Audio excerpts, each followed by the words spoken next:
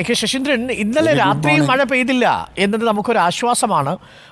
ഇന്നിപ്പോൾ അല്പം പുഴയിൽ ജലനിരപ്പ് താഴ്ന്നിട്ടുണ്ട് എന്നാണ് പ്രദേശവാസികൾ പറയുന്നത്. ഇന്ന് നമുക്ക് കുറച്ചുകൂടി പ്രതീക്ഷിക്കാമല്ലേ?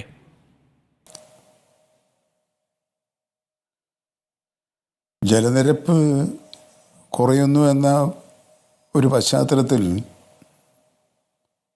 കൂടുതൽ സാധ്യതകൾ തെളിയുന്നു എന്ന താങ്കളുടെ നിഗമനം ശരിയാണ് എന്നാണ് എനിക്ക് തോന്നുന്നത്.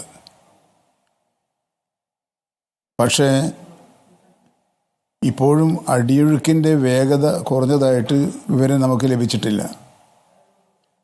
ഈ അടിയൊഴുക്കിനെ അതിജീവിച്ച് ഡൈവ് നടത്തി ലക്ഷ്യസ്ഥാനത്ത് എത്തുക എന്ന ദുഷ്കരമായ സാഹചര്യം ഇപ്പോഴും തുടരുകയാണ്.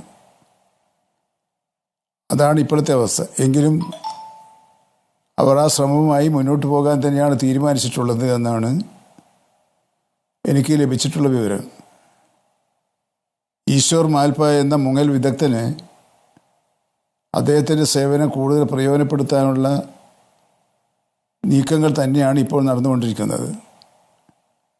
ഏതായാലും പ്രതികൂല കാലാവസ്ഥ എന്ന വിശേഷണത്തിന് ഒരല്പം ആശ്വാസമുണ്ടായിട്ടുണ്ട് എന്നതൊഴിച്ച് മറ്റ് സാഹചര്യങ്ങൾ ഒരുങ്ങി വരുന്നതിൽ ഇനിയും ആശ്വാസകരമായ സാഹചര്യമല്ല ഇപ്പോൾ നിലനിൽക്കുന്നത് എന്നതാണ് വസ്തുത.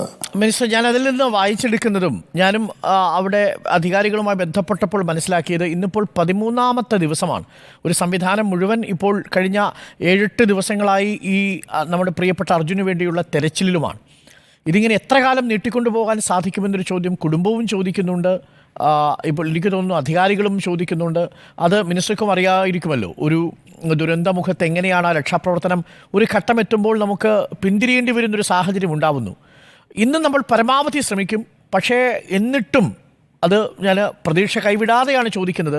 അങ്ങനെയാണെങ്കിൽ ഈ ഫുൾ ഫ്ലെഡ്ജിലുള്ള രക്ഷാപ്രവർത്തനം താൽക്കാലികമായി ഇന്ന് അവസാനിപ്പിക്കേണ്ടി വരുമോ? ഞാൻ സ്ട്രെയിറ്റ് ആയിട്ട് ചോദിക്കുകയാണ് മിനിസ്റ്റർ. കാരണം ഇത് കണ്ടുകൊണ്ടിരിക്കുന്ന ഒരുപാട് പ്രേക്ഷകരുണ്ട്. അവരുടെ എല്ലാം ഉള്ളിലുള്ളൊരു ചോദ്യം ഇതാണ്. പക്ഷേ ഇന്നലെ വൈകുന്നേരം ബഹുമാനപ്പെട്ട ജില്ലാ കളക്ടർ ഉൾപ്പെടെയുള്ള ഉദ്യോഗസ്ഥന്മാരുമായി ആശയവിനിമയം നടത്തിയപ്പോൾ തെരച്ചിൽ നിർത്തിവെക്കുക എന്ന സ്ഥലത്തേക്ക് അവർ എത്തിയിട്ടില്ല എന്നാണ് മനസ്സിലാക്കാൻ കഴിഞ്ഞത്. തെരച്ചിൽ നടപടികൾ പൂർണ്ണമായും അവസാനിപ്പിക്കുന്നില്ല എന്ന് മാത്രമല്ല, അവസാന ശ്രമം വരെ ബാക്കിയുള്ള ആ ശ്രമങ്ങളൊക്കെ നടത്താൻ കർണാടക സർക്കാർ നിർദ്ദേശങ്ങൾ നൽകിയിട്ടുണ്ട് എന്നാണ് ഉദ്യോഗസ്ഥന്മാർ പറഞ്ഞിട്ടുള്ളത്. പക്ഷേ അങ്ങ് പറഞ്ഞതുപോലെ ഫലപ്രാപ്തി ഉണ്ടാവുകയില്ല എന്ന് പൂർണ്ണമായ നിഗമനത്തിൽ അവരെത്തിക്കഴിഞ്ഞാൽ മാത്രമേ തെരച്ചിൽ നിർത്തണമോ വേണ്ടയോ എന്ന പ്രശ്നത്തിലേക്ക് അവർ കടക്കുകയുള്ളൂ. ഇപ്പോഴത്തെ സ്ഥിതി വെച്ച് ഞാൻ മനസ്സിലാക്കുന്നത് അങ്ങനൊരു ചർച്ചയിലേക്ക് അവർ കടന്നിട്ടില്ല. പക്ഷേ താങ്കളിവിടെ ഉന്നയിച്ചതുപോലെ വരും ദിവസങ്ങളിലുള്ള ആക്ഷൻ പ്ലാൻ എന്താണ് എന്ന് ആലോചിക്കേണ്ടി വരുന്ന ഘട്ടത്തിലാണ് എങ്ങനെ മുന്നോട്ട് പോകണമെന്ന് തീരുമാനിക്കാൻ കഴിയുക.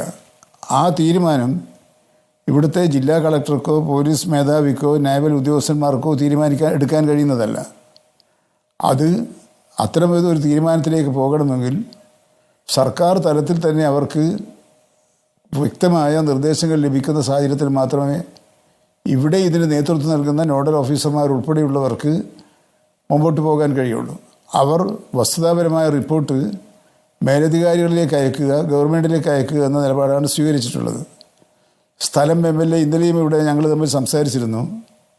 അദ്ദേഹം പറഞ്ഞത് അങ്ങനെ നിർത്തിവെക്കേണ്ട ഒരാലോചനയും ഇപ്പോൾ ഉയർന്നു വന്നിട്ടില്ല എന്നാണ്.